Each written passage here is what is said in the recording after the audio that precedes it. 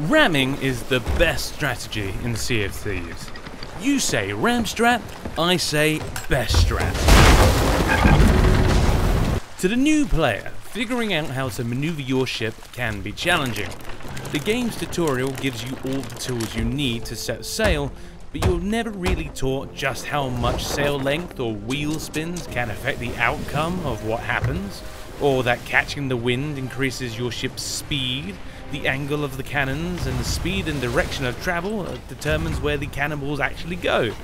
More often than not, new player versus new player, they will end up zooming past one another in an attempt to get an angle. And when both players have a full sail mindset, actual cannon shots are few and far between. Yeah, helm ball hit. So eventually, frustration takes over. Oh gee, thanks, Meg.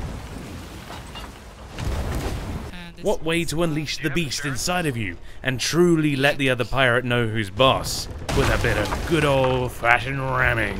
We're ramming our own ship now. There's nothing quite like informing the other pirate of your intentions when two hulls become one. Whether that's by forcing the figureheads to kiss, a bit of T-boning, or forcing yourself right up the rear unannounced. This might be a little bit too much ship-on-ship action. Join me for a couple of minutes as we explore the possibilities of true ship-on-ship action. Very confused. What? As much as I was suggesting that ramming was a bit of a joke strategy, it can be used legitimately. From my experience, the angle, speed, and size of your ship can determine just how much carnage you can create. A good example would be that if your ship is going full speed with the wind in its sails, whilst the other ship is anchored at a port or a mermaid shrine, then you are going to create a catastrophic amount of damage for them. And unless they're able to fix themselves pretty quickly, it's going to sink them in seconds. The best way I can explain this is to perceive yourself as the unstoppable force, and they are the very movable object.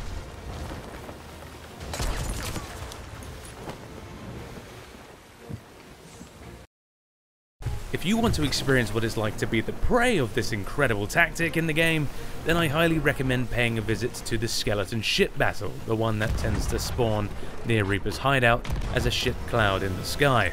Depending on the amount of players involved, tends to determine just how aggressive they get, but they are nonetheless hungry for your deck.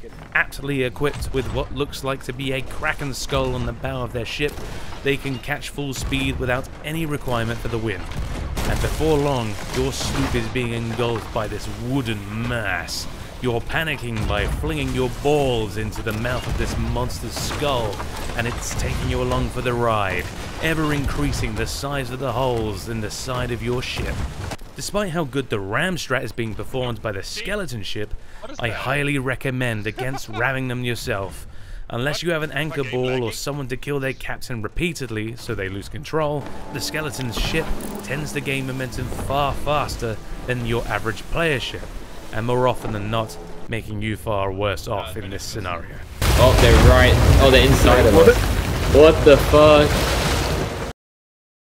As if the Devil's Roar isn't violent enough, some new players decided my itty-bitty sloop was easy pickings for their galleon. As they approach, I try to gauge at just how quick they're approaching me.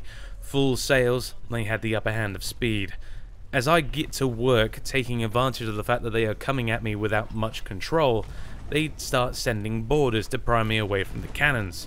It is at this point that my sloop became David, taking on its very own Goliath. In spite of being in their cannon angle, I go full speed ahead into the side of their ship, T-boning them in the process. Uncertain that I had created any damage at all and defending my ship against boarders, I get sniped and sent to the ferry. Fearing the worst, I come back with only a bit of damage, but see the galleon is in a far, far worse situation. With full wind, I must have created some devastating damage to the bottom of their deck.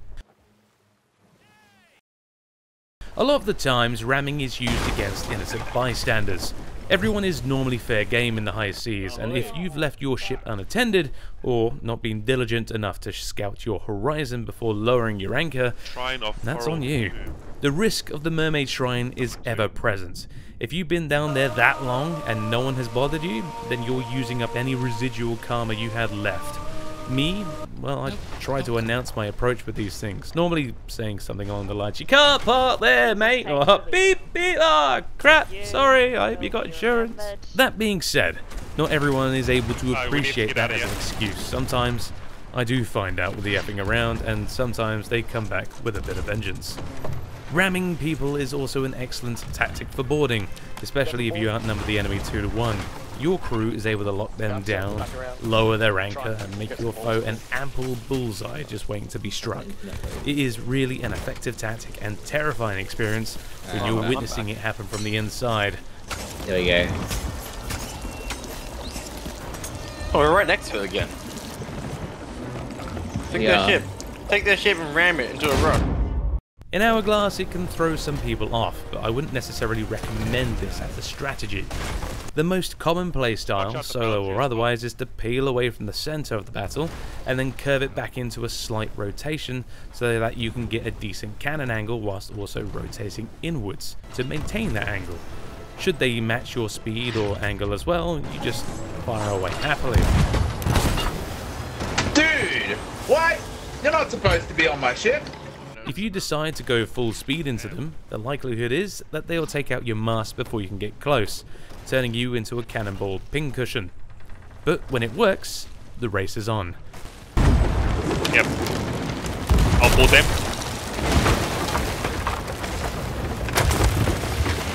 They're about to sink. They've sunk. And perhaps the most single boring strat of them all is then deciding to drive them out of bounds in an attempt to make them collapse and sink whilst you wait for the timer. And depending on your ram damage, you're against the clock, hoping that whatever damage you've sustained won't sink your ship before it sinks theirs. In my experience, and generally my experience with Hourglass as a whole, I normally lose these, but it's good for a fun giggle. Well, I was told never to trust a Master Chief, alright? That's the rule that I was raised on. GG. The stupid volcano. I know. I got meatballed while you were going away. Kegs. Do you like kegs? Because I like kegs. So when I tell you that you could align kegs with ramming, then that's something that should be made into a reality, right? You are now the most sensitive bomb in the seas. With enough kegs, you'll start creating your own mushroom cloud event that the people doing the Athena Veil voyage would flock towards it. As short-lived as it can be, turning your ship into the barge of bomb barrels, it is a true marvel to behold. And I'm not sure this innocent bystander felt the same way.